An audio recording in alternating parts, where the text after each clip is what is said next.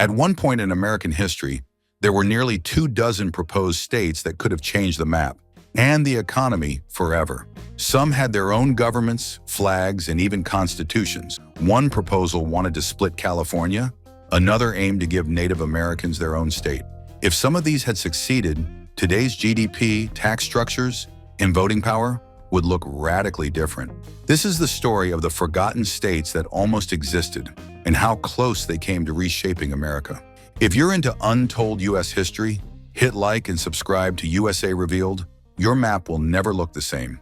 Number 1, the state of Franklin. In the chaotic years after the American Revolution, the young nation was strapped for cash, land disputes were everywhere, and local communities were often left to fend for themselves. Out of this uncertainty, a bold idea emerged: the state of Franklin. In 1784, residents in what is now eastern Tennessee grew frustrated with North Carolina. The state government was nearly bankrupt, taxes were high, and citizens felt neglected. North Carolina even tried to cede the territory to Congress to help pay off war debts, leaving settlers feeling abandoned. In response, they decided to form their own state, Franklin, named after Benjamin Franklin himself. The economy of Franklin was fragile from the start. Most of the settlers were small farmers with little access to cash, relying heavily on barter systems. In fact, at one point, taxes were allowed to be paid in goods like animal skins, corn, and whiskey instead of currency. Local leaders desperately sought recognition from Congress to access federal support, trade routes, and military protection. Without official status, Franklin couldn't sign treaties, build solid trade relationships, or secure the loans it needed to grow. To put it into perspective, the average per capita income in the region was less than $40 a year, at a time when even struggling states like Georgia or South Carolina managed about $60 to $75 per person annually. Franklin was poorer, more isolated, and more vulnerable than most American territories. Despite holding conventions, creating a constitution, and operating as an independent government for 4 years, Franklin failed to win the necessary 2/3 vote from Congress to become the 14th state. Political rivalries, internal conflicts, and opposition from North Carolina ultimately doomed the project. By 1789, the dream was dead, and the region was reabsorbed back into North Carolina before eventually becoming part of Tennessee. The story of Franklin is more than just a quirky historical footnote. It shows how economic hardship and political neglect can drive people to demand self-governance, and how fragile new nations can be when financial systems collapse. Had Franklin succeeded, the balance of political power in the South could have shifted dramatically. Tennessee's eventual development as an economic hub in the 19th century might have looked very different, possibly delaying its rise in industries like agriculture, textiles, and later manufacturing. Today, Franklin survives mostly as a curiosity, but its spirit lives on in the American tradition of challenging authority and seeking independence when central governments fail to meet local needs. Number 2, the state of Jefferson. Tucked between Northern California and Southern Oregon is a stretch of land with a long-running grudge and a flag bearing 2 X's symbolizing a region that feels double-crossed. This is the story of the state of Jefferson, a breakaway movement that dates back over 80 years and refuses to disappear. In the early 1940s, rural counties in Northern California and Southern Oregon were fed up. Roads were terrible, jobs were scarce, and state governments in Sacramento and Salem seemed more interested in urban centers than the rugged needs of the mountain towns. Residents felt overtaxed, underrepresented, and economically ignored. So they proposed something radical: a new state, carved out of 21 counties spanning 2 states, to be called Jefferson, in honor of Thomas Jefferson's push for local autonomy. The region's economy was built on timber, agriculture, and mining, but those industries had been hit hard by the Great Depression. By 1941, unemployment in some Jefferson counties hovered near 25%, much higher than the national average of 10%. Roads were so poorly maintained that transporting goods to market was often a multi-day challenge. Locals argued they paid into state coffers but got little back. The area was contributing natural resources and labor, yet remained chronically underfunded. In November 1941, Jeffersonites took their protest to the next level. Armed men set up a makeshift roadblock on Highway 99 near Eureka, handing out passports to drivers entering the new state. It was a political stunt, but a powerful one. National newspapers picked up the story. A governor was elected. A declaration of independence was made. And then Pearl Harbor was attacked. Suddenly, the entire nation turned its focus to war, and the Jefferson movement was shelved. But it never fully died. In the decades since, economic disparity between rural and urban areas has only deepened. Counties that once backed the timber industry now struggle with job losses, declining schools, and vanishing public services. Median household income in many of these counties today remains 20 to 30% lower than the state average. In 2013, the Jefferson movement was revived again, this time not just as nostalgia, but as political action. Counties held votes, city councils passed resolutions, and the Jefferson flag reappeared on bumper stickers, businesses, and front porches. Critics say secession is unrealistic and unconstitutional. Supporters counter that it's about fairness, not fantasy. They point to California's population of nearly 40 million being governed by policies that often ignore rural voices. They ask, why should a farmer in Siskiyou County live under the same rules as a tech executive in Silicon Valley? The state of Jefferson remains unrecognized but far from forgotten. It's one of the few almost states that never quite faded into history. And in an age of deep political divides and rural frustration, it might just be the one most likely to rise again. Number 3, the state of Deseret. In 1849, a group of settlers in the western frontier submitted a bold proposal to the U.S. government. They weren't just asking for territory, they wanted to create an entirely new state, one with its own religious laws, moral codes, and societal structure. It would be called Deseret, a name drawn from the Book of Mormon, meaning honeybee, a symbol of industry and unity. This wasn't just another frontier settlement. It was the result of the Mormon migration, led by Brigham Young after years of persecution in the East and Midwest. Thousands of members of the Church of Jesus Christ of Latter-day Saints had trekked westward seeking religious freedom and a place to build a society based on their values. When they reached the Salt Lake Valley, they weren't looking to simply join an existing system. They wanted to create their own. The proposed state of Deseret was massive. It covered present-day Utah, most of Nevada, parts of California, Arizona, New Mexico, Colorado, Wyoming, Oregon, and Idaho, a third of the continental U.S. It was an empire in the making, designed not just for governance, but for cultural preservation. Economically, Deseret was self-sustaining. The Mormon pioneers had developed irrigation systems, trade networks, and cooperative farming techniques. Within just a few years, they had established over 100 settlements. By 1850, Salt Lake City had become a bustling hub of commerce and agriculture. The region's per capita GDP was estimated at around $150, relatively strong compared to nearby frontier areas, and higher than several southern states still recovering from post-revolutionary decline. The Mormons used a communal economic model where local leaders allocated resources, land, and labor based on need and productivity.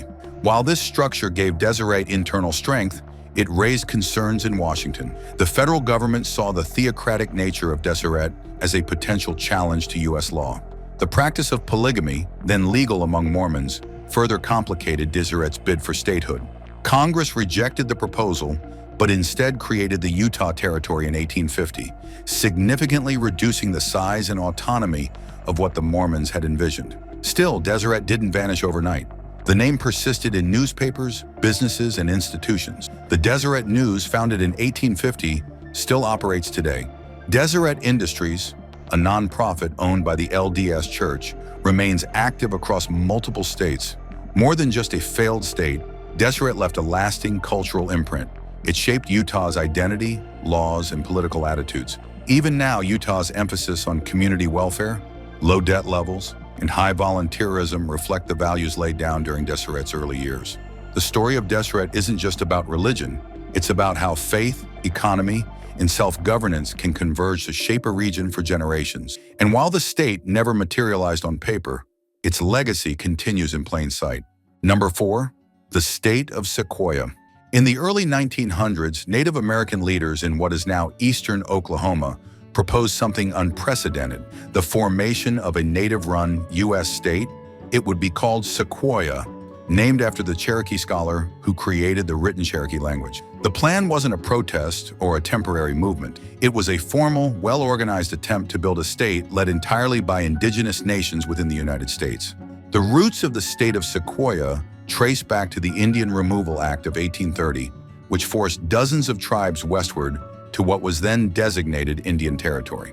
By the turn of the 20th century, the 5 civilized tribes, Cherokee, Chickasaw, Choctaw, Creek, and Seminole, had created a functioning system of government. They operated schools, maintained roads, and built courts.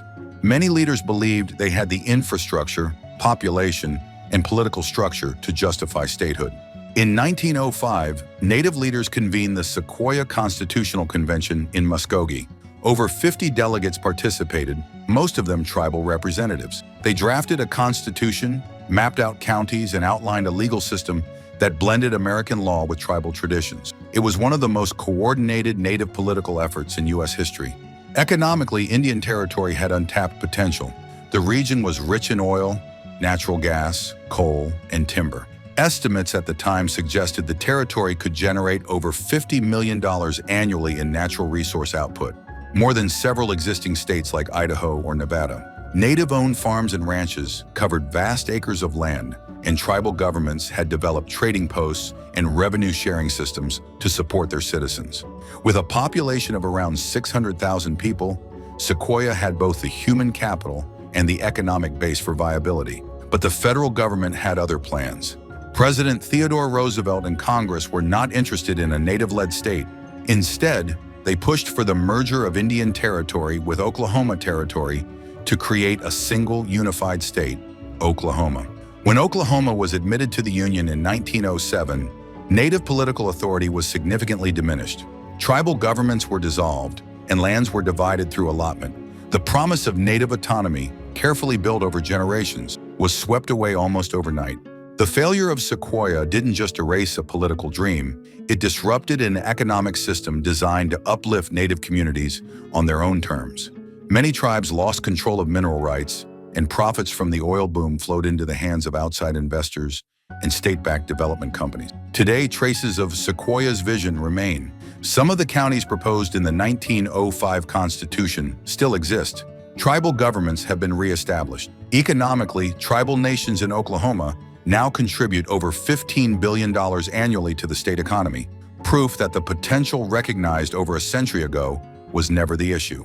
It was political will that failed. Number 5, the state of Lincoln. In the 1850s, as the United States expanded westward, the issue of state borders and representation became increasingly contentious. One of the most ambitious and ultimately unsuccessful proposals came from a region in the Pacific Northwest, the state of Lincoln. The idea was born out of frustration. In the 1850s, settlers in the Northern California and Southern Oregon regions felt increasingly disconnected from the state capitals of Sacramento and Salem. The vast distance, combined with economic neglect, made life difficult. Infrastructure was poor, communication was slow, and state governments were slow to respond to local needs. These frustrations led local leaders to propose the creation of Lincoln, a new state that would encompass parts of California, Oregon, and even parts of Nevada. Economically, the region had much to offer. By the time the proposal was put forth in 1852, the area was a hub for agriculture, logging, and mining. The discovery of gold in the 1840s had brought waves of settlers, and by the mid-1850s, timber and mining industries had exploded. Mineral wealth and timber output were projected to be worth millions of dollars, and agricultural products like wheat, barley, and potatoes were in high demand. At the time, the region's annual economic output was growing at a rapid pace, thanks in part to booming industries that could sustain an independent state. But Lincoln's economic potential wasn't the only driving force. Residents in the proposed state argued that they were not receiving their fair share of state funding. Infrastructure in places like Eureka, the heart of the proposed state, remained underdeveloped. Despite generating significant wealth through timber and agriculture, the state of California poured much of its resources into the rapidly developing urban areas in the South, including Los Angeles and San Francisco.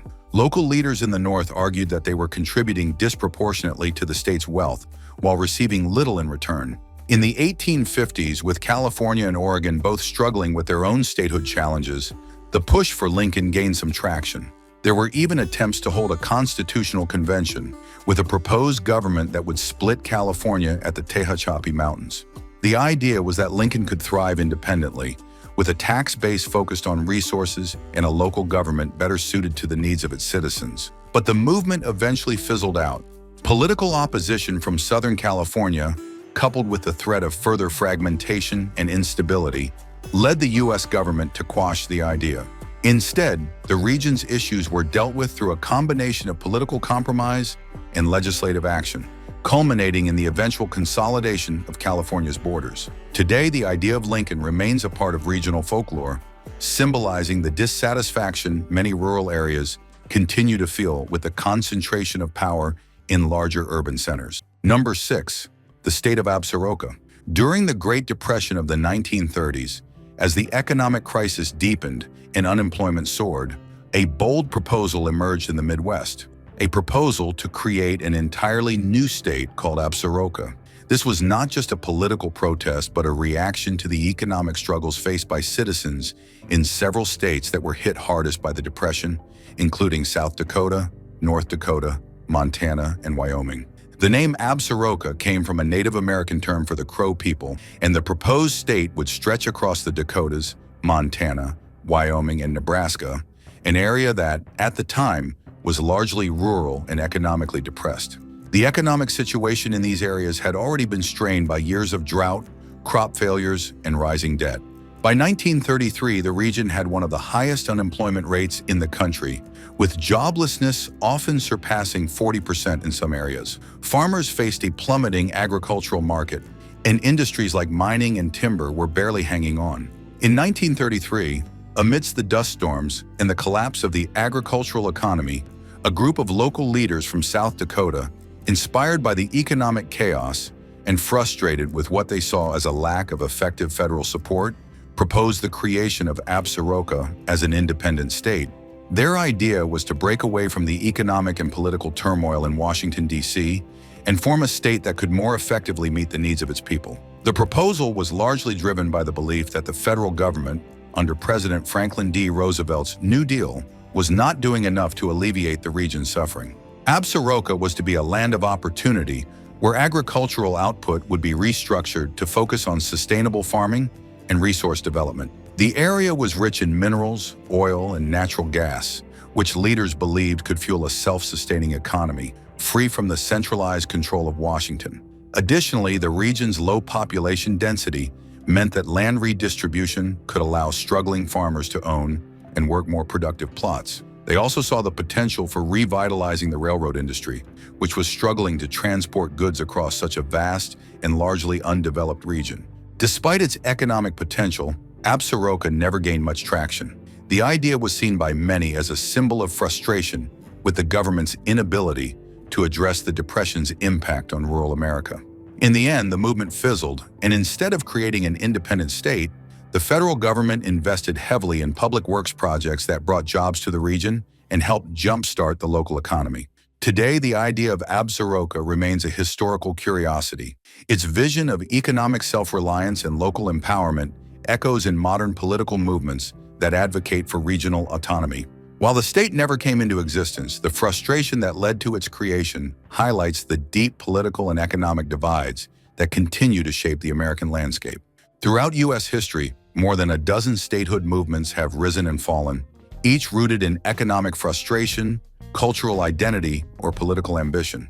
From Deseret's communal economy to Absaroka's Depression-era defiance, these forgotten states reveal how close America came to looking very different. Had even one of them succeeded, GDP distribution, resource control, and representation in Congress would have shifted dramatically. Which proposed state do you think should have made it? Let us know in the comments. Don't forget to like this video, subscribe to USA Revealed, and hit the bell so you never miss a deep dive into America's untold stories.